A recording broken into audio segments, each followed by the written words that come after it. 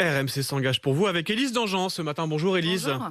Ce matin, Élise, vous nous reparlez de la banque en ligne Revolut qui a manifestement un peu de mal à rembourser ses clients victimes de fraude. On avait mis plus de 2 mois Mm. pour récupérer les 15 000 euros de notre première auditrice Alexandra, victime d'une fraude à la carte bancaire. Et on s'est aperçu qu'elle n'était pas la seule dans cette situation. Parmi les auditeurs qui nous ont écrit à l'adresse rmcpourvous@rmc.fr, il y a Alison, une auto-entrepreneuse de 30 ans dont le compte Revolut a été complètement vidé en moins d'une semaine. Près de 80 000 euros au total, dilapidés en 6 virements vers la plateforme de paiement PaySafe et 10 cartes bancaires sur des sites de vente de crypto-monnaies. Premier réflexe d'Alison, contacter Revolut via son chat, c'est le seul moyen. La banque en ligne se montre alors rassurante et insiste. Les fonds sont bien là, lui dit-on.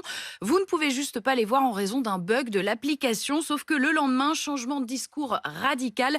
Revolut lui dit qu'en fait, si, l'argent a bien été débité. Ça m'a vraiment affectée beaucoup, quoi. J'étais enceinte de 7 mois et demi. J'ai accouché en plus prématurément, tellement ça m'a stressée. C'est quand même toutes mes économies. Il y a un bien immobilier qui devait être acheté avec ça, qui n'a pas pu se faire. Je vais devoir régler 5% de frais au notaire. J'ai travaillé pour rien, quoi. J'ai travaillé, mis de côté. C'est le projet d'une vie qu'on avait et du coup, tout est tombé à l'eau, quoi. Et le pire dans tout ça, c'est que Revolut refuse de la rembourser au motif qu'aucun accès non autorisé à son compte n'a été trouvé. Alison conteste depuis le mois de juillet, plainte pour fraude à l'appui. Elle a écrit au service litige de la banque basée en Lituanie. Mais rien n'y fait, la jeune femme reste dans l'incompréhension.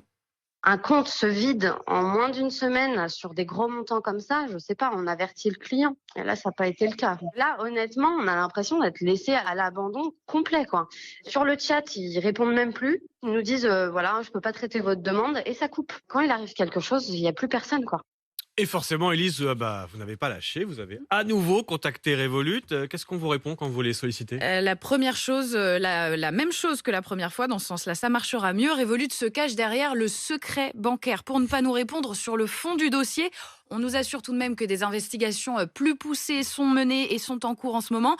En attendant, l'avocate d'Alison a envoyé une mise en demeure à l'entreprise. De notre côté, on va relancer Revolut dès la semaine prochaine, en espérant cette fois que la résolution du dossier ne prenne pas 2 mois et demi. On rappelle qu'en France, une personne est victime d'une fraude bancaire toutes les 4 secondes. Et on compte sur vous évidemment pour ne pas lâcher. On rappelle l'adresse pour vous contacter, RMC pour vous, @rmc.fr avec Amélie Rosic et Johanna Chabas aussi. Merci beaucoup.